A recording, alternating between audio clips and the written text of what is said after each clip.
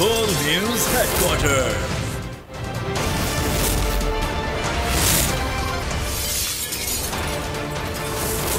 Full News Headquarters.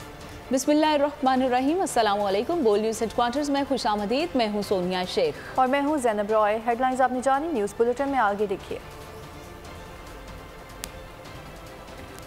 अक्टूबर में वापसी, जज का तबादला क्यों, टैक्स के खात्मे का मुतालबा,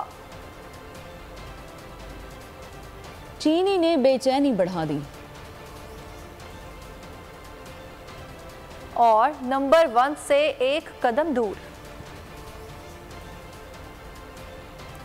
बुलेटिन का आगाज करेंगे और सबसे पहले आपको बताएंगे कि कायद नून लीग नवाज शरीफ की वतन वापसी कब। शहबाज शरीफ ने सब बता दिया। लंदन में बड़े भाई से मुलाकात के बाद मीडिया से बातचीत में कहा कि नवाज शरीफ अक्टूबर में पाकिस्तान आएंगे, इंतखाबी मुहिम की क़यादत करेंगे। साबिक वज़ीर आज़म वापस आकर कानून का भी सामना करेंगे। आइन के मुताबिक हमने असम्बली तहलील की, अब इलेक्शन कमीशन की जिम्मेदारी है कि साफ शफाफ इंतखाबात करवाएं। मियां साहब इंशाअल्लाह अक्टूबर में मुशावरत के बाद तय हुआ कि पाकिस्तान आएंगे और इंशाअल्लाह इलेक्शन कैंपेन को इंशाअल्लाह शरीफ पाकिस्तान इंशाअल्लाह आएंगे, कानून का सामना करेंगे, इसमें कोई दो राय नहीं। अल्लाह ताला की ऊपर जात है, कमाल मेहरबानी से मियां नवाज साहब को भी क्लीन चिट मिली और अल्लाह ताला के फजल करम से इस नाचीज को भी क्लीन चिट मिली। जमीन पर सुलाया गया, जेल का खाना वहाँ पर उनको कहा आपको खाना पड़ेगा। नाइंसाफी की आखिरी हद है, ये है वो दौरे मेयार, ये है वो। और फिर 100 दिन जो अकाउंटेबिलिटी कोर्ट थी, मियां नवाज शरीफ अपनी बेटी के साथ रोजाना वहाँ पर हाजिर होते रहे, हत्ता के हफ्ते वाले दिन भी और रात तक वहाँ पर जरा होती थी और वहाँ पर कोर्ट की प्रोसीडिंग होती थी। ये है वो दौरा मेयार जो बास अफराद की वजह से जिसने पाकिस्तान के अंदर इंसाफ के निज़ाम को तबाह बर्बाद कर। खौफ एहतसाब वो वक्त की अहम तरीन जरूरत। पीपल्स पार्टी ने मुल्क में 90 रोज के अंदर इंतखाबात करवाने का मुतालबा कर दिया। सेंट्रल एग्जीक्यूटिव कमेटी इजलास के बाद न्यूज़ कॉन्फ्रेंस में नैयर बुखारी का कहना था कि इंतखाबात में ताख़ीर के लिए नई हल्का बंदियों का जवाज़ बनाया जा रहा है, जबकि हमारा वफ्द इलेक्शन कमीशन के सामने भी अपनी बात रखेगा। मुराद अली शाह ने कहा कि इलेक्शन बर वक्त करवाने की यकीन दहानी पर नई मरदमशुमारी की हिमायत की थी। शेरी रहमान बोली, नशिस्तों में इजाफा नहीं हुआ तो इलेक्शन में देर क्यों की जा रही है।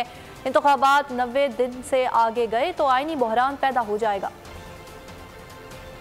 टाइम पे होने चाहिए और सेंसस की वजह से इलेक्शन डिले ना हो। इलेक्शन कमीशन पाबंद है 90 दिन में जिसने भी ऐलान करना है, सदर ने करना है या इलेक्शन कमीशन ने करता है, उस बहस में नहीं पड़ते हैं। मैं करूं या आप करें, 90 दिन आइन में लिखे, 90 दिन में इलेक्शन होने। 51 का 5 जो है वो कहता है कि जो ऑफिशियली लेटेस्ट पब्लिक सेंसस होगा उसकी बुनियाद पर लोकेशन होगी। इलेक्शन कमीशन ने हमें दावत दी, हमारे डेलीगेशन जो है उनसे मिलेगा, तो उनसे परसुएट करेगा इलेक्शन कमीशन को, अपनी कंटेंशन सबमिट करेगा कि 224 आर्टिकल की जो प्रोविजंस हैं उन पे इम्प्लीमेंटेशन होना चाहिए। पहले दिन से यही किया हुआ है, कोई इसमें चेंज नहीं आया है, कोई तब्दीली नहीं आई है कि 90 दिन के वक्त में जो टाइम मुक़द्दस है आइन के मुताबिक उसमें इलेक्शन होना चाहिए। बेवजह मुल्क को सियासी बुरहान और आइनी बुरहान की तरफ नहीं जाएं।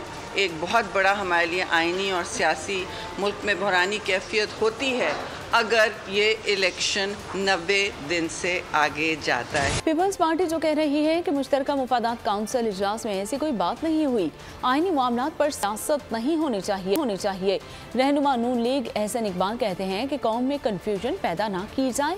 मुश्तरका मुफादात काउंसिल में तमाम जमातों को मालूम था कि हल्का बंदियाँ होंगी, मरदमशुमारी के बाद हल्का बंदियाँ ना की जाएँ। मजीद क्या कहा आप भी जान लीजिए। सेंसस की मंजूरी दी गई थी तो सब पार्टीज को बखूबी इल्म था कि आइन का क्या तकाजा है, कानून का क्या तकाजा है।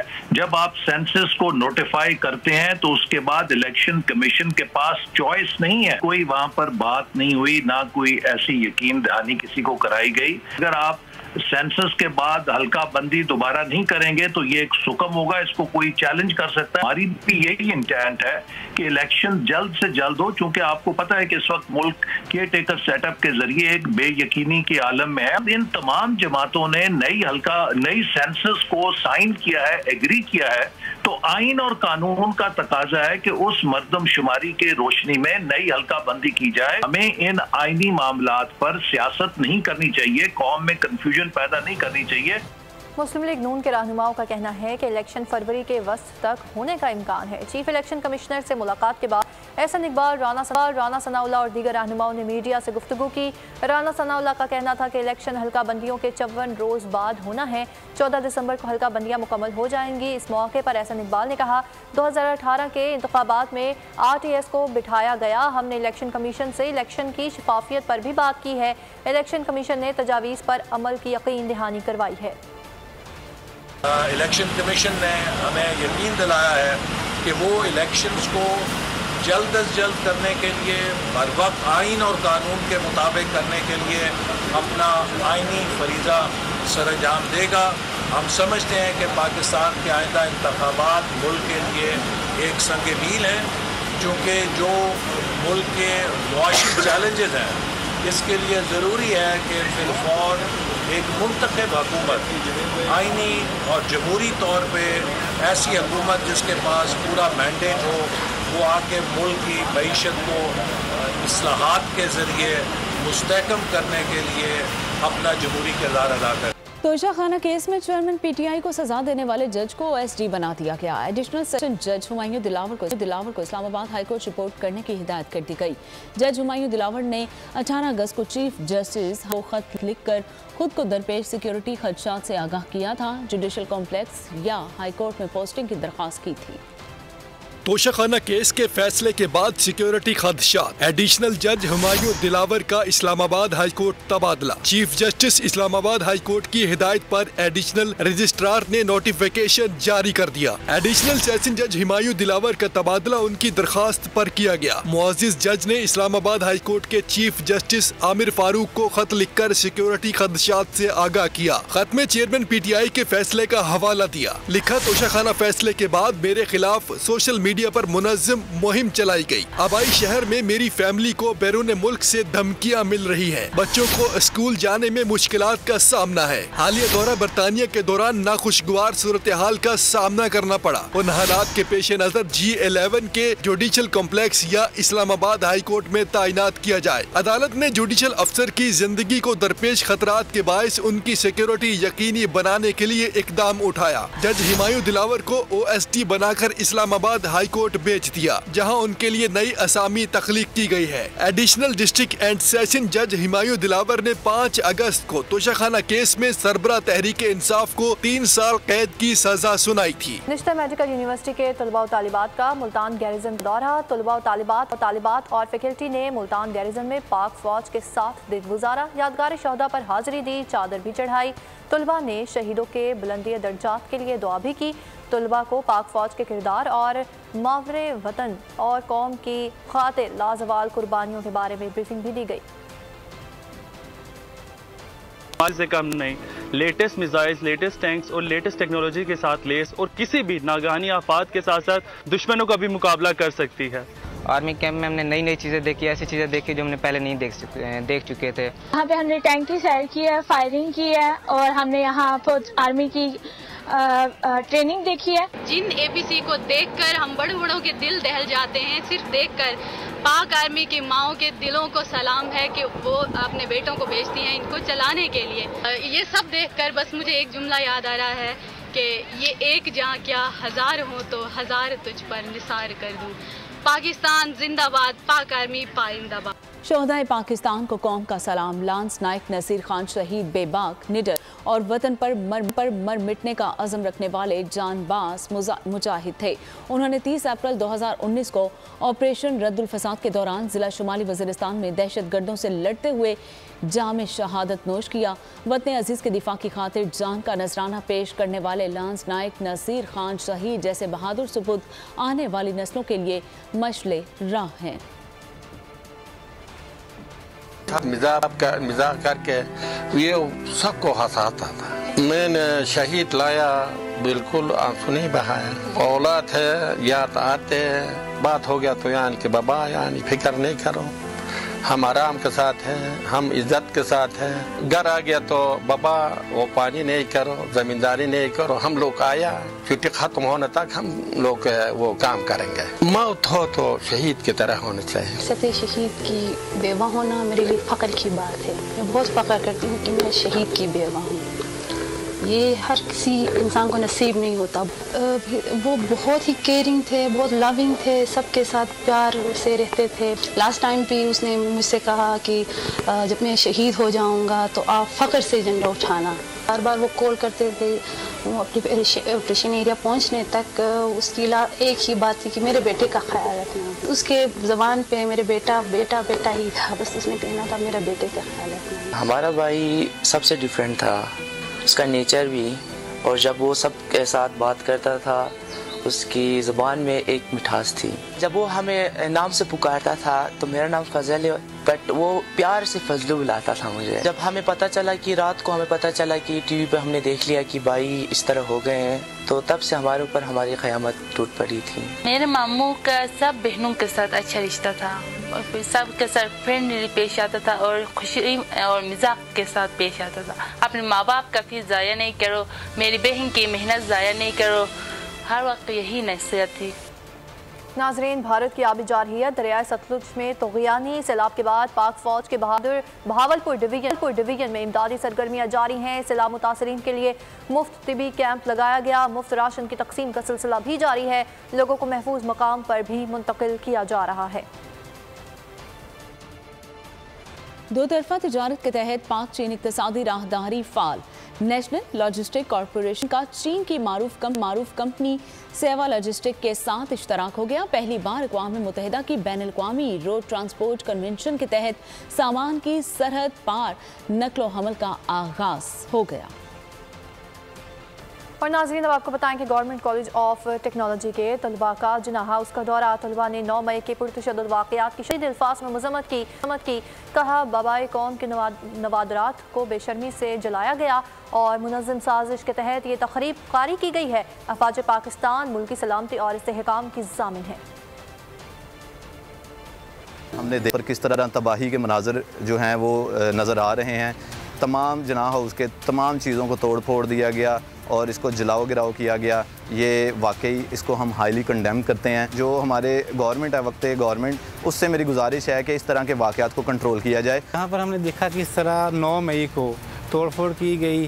कायदे आज़म की जो पर्सनल बिलोंगिंग्स थी उनको जलाया गया, उनकी पिक्चर्स थी, उनकी डिग्री थी, पासपोर्ट, सब कुछ जलाकर राख कर दिया गया। और हमारी गवर्नमेंट से ये रिक्वेस्ट है कि वो इन लोगों को, जो इनके मास्टरमाइंड है, उनको भी अवाम के सामने लेके आएँ और जो लोग भी इसमें मुलव्वस हैं उनको सख्त से सख्त सज़ा दी जाए, किसी भी हाल में को छोड़ा ना जाए। इसमें जो हमने जहाँ पे चीज़ें देखी, जो जलाया गिरा हुआ 9 मई को, उसकी मजम्मत करते हैं। जो भी इसमें शामिल थे उनको सख्त से सख्त सज़ा दी जाए और जिस तरह बाकी शहरों में जलाया गिराव किया, शहीदों की मुजस्समों को जलाया, मजम्मत करते हैं कि उनको सख्त सज़ा दी जाए। कायदे आज़म की पर्सनल चीज़ें जलाई गई, पियानो जला दिया गया, यहाँ पे साड़ी तौर पर खींची गई, जिसके इस पूरे प्री प्लान के पीछे जो भी लोग हैं इनको सख्त से सख्त सज़ा दी जाए और हम इस चीज़ की खास मजम्मत करते हैं।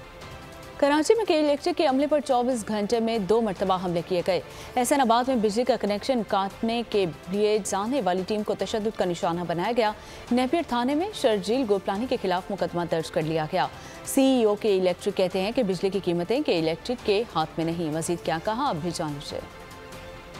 कराची में के इलेक्ट्रिक की टीम पर हमले, 24 घंटे में 2 मरतबा अमले को तशद्दुद का निशाना बनाया गया। एहसानाबाद में के इलेक्ट्रिक अमले को शहरियों ने तशद्दुद का निशाना बनाया, जिसके खिलाफ मुकदमे की FIR दर्ज करा दी गई। इससे पहले टिम्बर मार्केट में ताजरों ने के इलेक्ट्रिक के अमले को तशद्दुद का निशाना बनाया था, जिसकी वीडियो सोशल मीडिया पर वायरल हुई थी। वाक़े पर नेपियर थाने में ताजर रहनुमा शर्जील गोपलानी के खिलाफ मुकदमा दर्ज कर लिया गया। अमले पर हमलों में CEO के इलेक्ट्रिक का रद्द अमल भी आ गया। मोनिस अलवी ने ट्विटर पर वीडियो पैगाम शेयर किया, जिसमें कहा गया कि बिजली की कीमतों में इजाफे का इख्तियार के इलेक्ट्रिक के पास नहीं। मेरी दरख्वास्त है आप सब लोगों से कि जो बिल आपके पास आया है तो उस बिजली का है जो आप कंज्यूम कर चुके हैं, और मुझे यकीन है कि फेडरल गवर्नमेंट इस पूरी सिचुएशन को देखते हुए एक ऐसा फैसला करेगी जो न सिर्फ कराची के लिए बल्कि मुल्क के लिए लोगों के लिए ठीक होगा। तर्जुमान के इलेक्ट्रिक का कहना है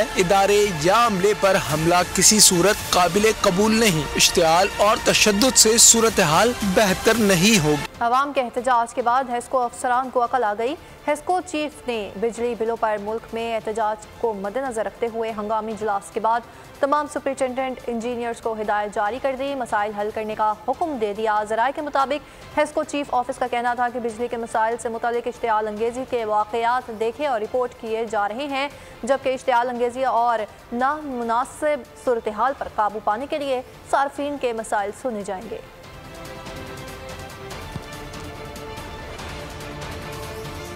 मुल्क में चीनी की कीमतों में इजाफे का नया रिकॉर्ड कायम हो गया है। तारीख में पहली बार चीनी की कीमत 172 रुपये फी किलो की सतह पर पहुंच गई है। कोयटा में 172 रुपये और कराची में 170 रुपये किलो में दस्तयाब, जबकि लाहौर में चीनी का बहरान संगीन हो गया। कीमत बढ़ते ही मार्केट से चीनी गायब हो गई। चीज़ें लेना आदमी की, हर बंदे की सकत से बाहर हो गया। अभी यहाँ 50-60 रुपए की चाय मिल रही, मजदूर आदमी कैसे उठा सकता है? महंगाई कितनी है? महंगा क्यों कर रहे? किस वजह से? गरीब आवाम के ऐसे मर रहे, अमीर तो नहीं मर रहे। अमीर तो दिन ब दिन गाड़ी खरीद रहे, मर रहे थे गरीब आवाम। ये तो अल्लाह की रहमत है कि पाकिस्तान बस रहा है, चल रहा है। आर्मी की मदद से और अल्लाह की रहमत से पाकिस्तान चल रहा है। हमारे वजीरों ने या इन्होंने तो मुल्क को बिल्कुल खोखला कर दिया है। चीनी तो इतना महंगा कर दिया कि पहले तो अभी सब्जियां महंगा हो गया, फिर चीनी महंगा हो गया, सारा बाहर जा रहे हैं। हुकूमत भी इसमें मुलव्वस है। हुकूमत को चाहिए कि भाई इसका रोकथाम करे। बहुत मुश्किल है हमारे लिए जो है ना ये कमाना, और जो है ना जितना यहाँ पे सैलरी चल रहा है उस हिसाब से मैं बोलता हूँ कि डबल जो है ना महंगाई भी है। तो ये जब 10 रुपये सस्ता करते हैं तो 20 रुपये बढ़ा देते हैं। ये तो मैं बोलता हूँ ये आम आदमी जो है ना बहुत मुश्किल से जिएगा। नाजरीन, दीपालपुर में रेस्क्यू हुकाम की हठ धर्मी नमाज की अदायगी के लिए जाने वाला 60 साला बुजुर्ग शख्स सैलाब के पानी में डूब गया। इलाका मकीन के मुताबिक मोहम्मद रफ़ीक नमाज पढ़ने की गर्ज से चक निहाल में हार गया हुआ था, जबकि वापसी पर रेस्क्यू हुकाम को कहा कि मुझे मेरे घर पहुंचा दे। रेस्क्यू हुकाम के इनकार पर बुजुर्ग पानी में उतर गया। गहरे पानी में जाने के बाद बुजुर्ग शख्स डूब गया। डूबने वाले बुजुर्ग शख्स की ताहाल लाश नहीं निकाली जा सकी। यहाँ आपको बताएं कि दीपालपुर के इलाका अचारी में सैलाबी पानी ने सारे गांव को अपनी लपेट में ले लिया है। इस वक्त हमारे नुमाइंदे आमिर नज़ीर कंबो एक मुतासरा फैमिली के साथ मौजूद हैं, उनसे मजीद तफसीलात जानते हैं। आमिर, बताइएगा क्या कहना है मुतासरा फैमिली का? जी, मैं इस वक्त दीपालपुर के इलाका अटारी के मुकाम पर मौजूद हूँ। सैलाब से जो है ये पूरा गांव इस पानी से जो है बहा गया था, जिसकी वजह से जो इस मुतासरीन के तमाम मकान जो हैं वो डूब गए थे। मेरे साथ एक बीबी मौजूद है, वो रो रही है। और क्या ये मुतालबात अपने हुकूमत से करना चाहते हैं? जी, डुब गया से सारा कोई लड़ के मकान डिग पे, साड़ी थां नहीं हैगी, सानू थां लै ते दे दो, मेहरबानी कर दो तो ठीक है। नहीं तो रोंदे फिर सारे सारा बादशाह हैगा सी, उन्हें सानू रवाना सी। मेरा रब भी हैगा कि मैं टुरी फिरनी। जी, जैसा कि इस माई ने अपने हालात से आपको आगाह किया है कि यहाँ हमारी कोई भी सुनने वाला नहीं है, लिहाजा हुकूमत से हमारी अपील है कि हमारे यहाँ के जो मसले से आगाह करने के लिए। और नाज़रीन, अब आपको बताएं कि दरियाए सतलुज के सैलाबी लहरों से फसलें तबाह और बर्बाद हो गई। कई देहात ज़ेरियाब आ गए, जबकि मुतअद्दिद मकानात दरिया में बर्बाद हो गए हैं। इस वक्त हमारे नुमाइंदे सड़क किनारे मुतासरीन के साथ मौजूद हैं, उनसे जान लेते हैं। जी सैयद वारिस शाह, इस वक्त आप वहाँ पर मौजूद हैं, बताइएगा।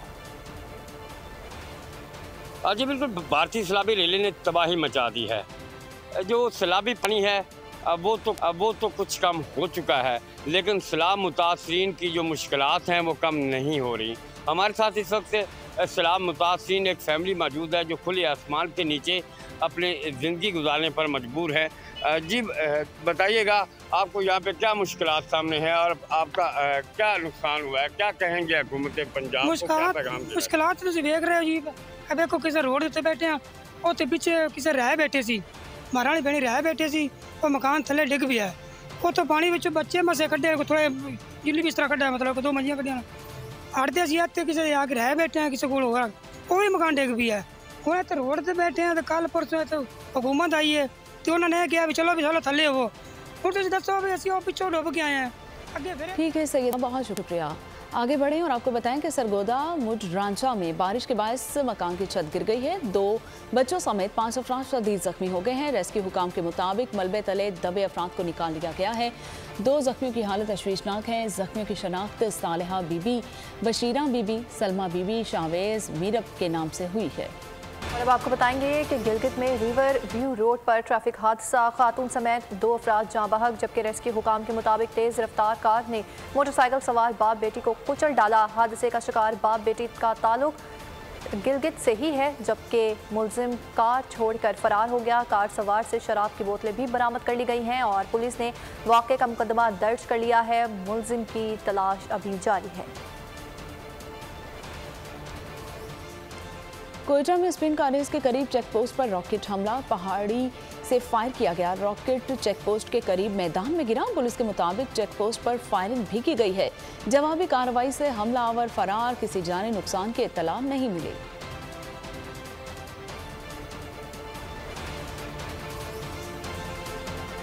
Army chief general Asim Munir से हार्वर्ड यूनिवर्सिटी के तलबा की मुलाकात। वफ्त में 8 मुख्तलिफ ममालिक से ताल्लुक़ रखने वाले तालिब इल्म शामिल थे, जबकि सरबराह पाक फ़ौज का कहना था कि पाकिस्तान दहशतगर्दी के खिलाफ अहम किरदार अदा कर रहा है। आर्मी बरादरी को पाकिस्तान की बेपनाह कुर्बानियों का इदराक करना चाहिए और आर्मी चीफ ने मकबूजा कश्मीर में इंसानियत सोच मुजालिम और भारत की तरफ से आबादी का तनासुब तब्दील करने की कोशिश को भी उजागर कर दिया।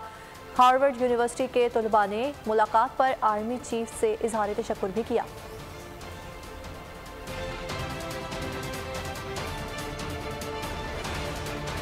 और यहाँ आपको बताएं कि हज़रत बाबा बुल्ले शाह की 266वीं उर्स की 3 रोज़ा तक़रीबात का सिलसिला जारी। मुल्क भर से बड़ी तादाद में अकीदतमंदों ने मज़ार पर हाज़िरी दी। मज़ार को बरकी कुमकुमों से सजा दिया गया। 3 रोज़ा उर्स की तक़रीबात का आगाज़ डिप्टी कमिश्नर और DPO ने कई मन अर्के गुलाब से गुसल देकर किया। उर्स के मौके पर मज़ार की सिक्योरिटी के सख्त इंतजाम किए गए और 2000 एहलकार ड्यूटी सर अंजाम दे रहे हैं।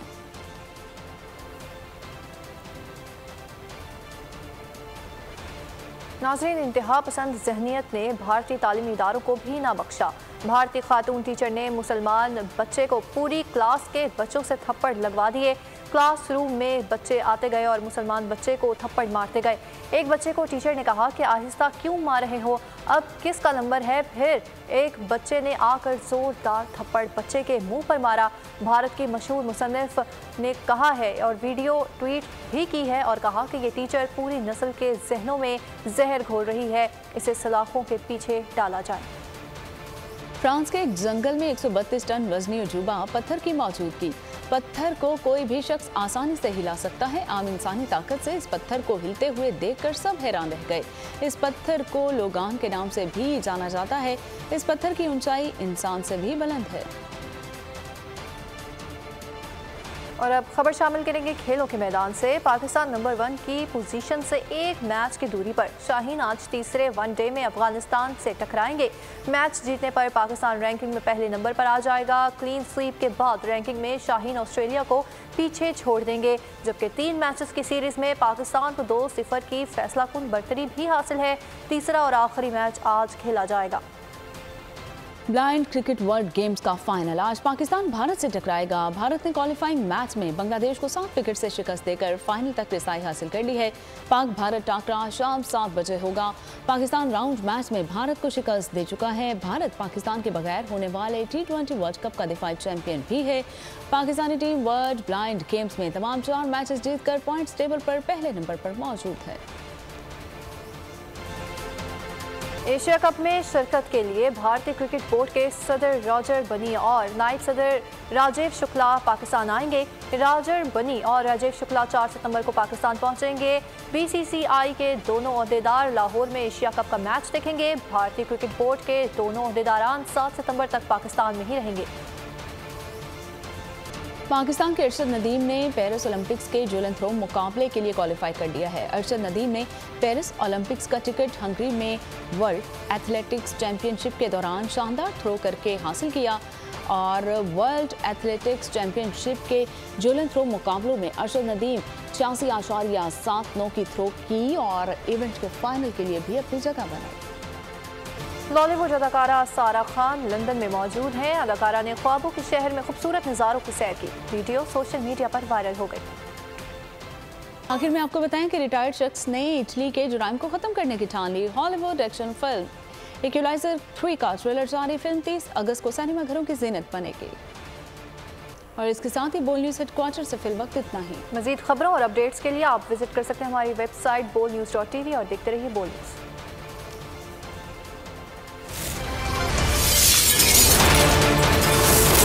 बोल न्यूज़ हेडक्वार्टर। अगर आपको ये वीडियो पसंद आई है तो हमारे चैनल को सब्सक्राइब कीजिए और बेल आइकन को प्रेस कीजिए। सब्सक्राइब करें और बेल दबाएं ताकि कोई खबर रह न जाए।